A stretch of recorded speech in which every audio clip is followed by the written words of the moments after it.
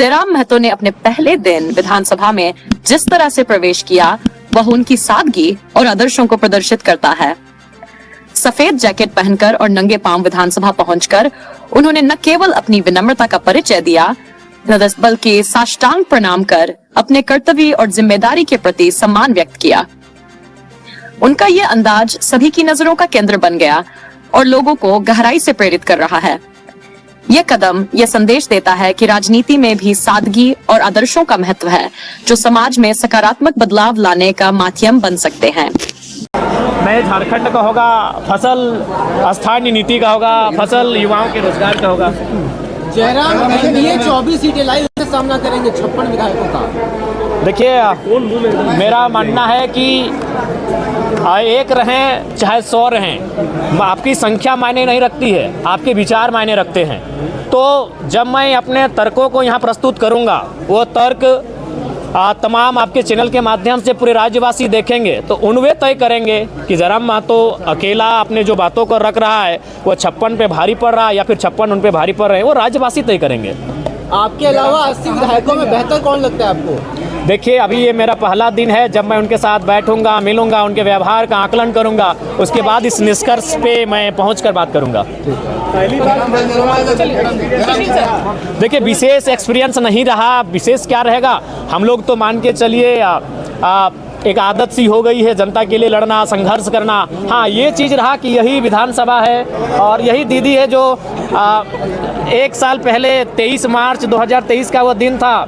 ADM साहब भी पीछे ही हैं और जोरदार लाठियों से प्रहार किए थे, रबड़ गोली दागा गया था, आंसू गैस दागा गया था, हमारे टी शर्ट कुर्ते को फाड़ दिया गया था। आज एडीएम साहब सलामी दे रहे हैं। ये लोकतंत्र की सुंदर तस्वीर है। चलिए, एक मिनट जयराम जी,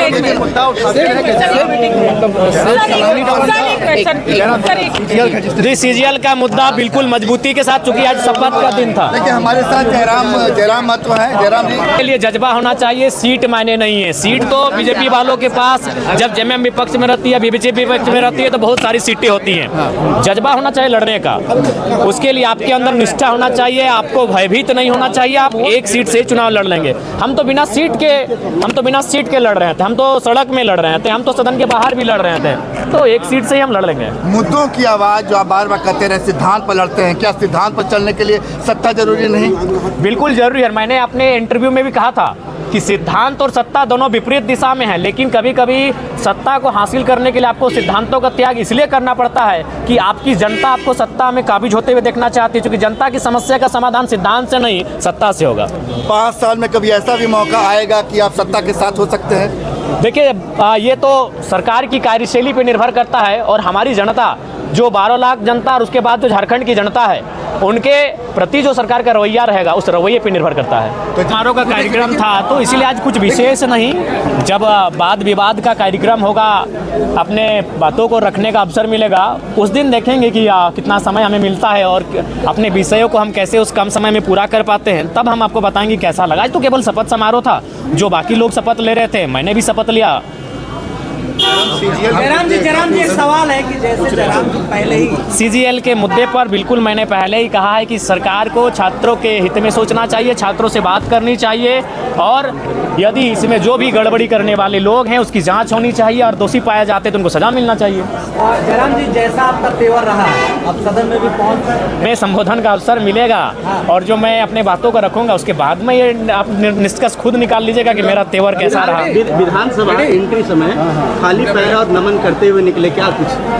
देखिए, आस्था का केंद्र है। मैं संदेश यही देना चाहूँगा कि कोई मंदिर जाता है, कोई मस्जिद जाता है, तो ये कहीं ना कहीं कुछ विश्वास लेके जाता है, तो ठीक उस कोई मांग लेके जाता है। तो मैं भी सदन में एक विश्वास और एक मांग लेकर आया हूँ, तो जाहिर सी बात है ये भी हमारे लिए आस्था का केंद्र है। करोड़ों युवा, छात्र, नौजवान, किसानों का आस्था केंद्र। जी अभी भी हाँ, जी बिल्कुल कोई दिक्कत नहीं है।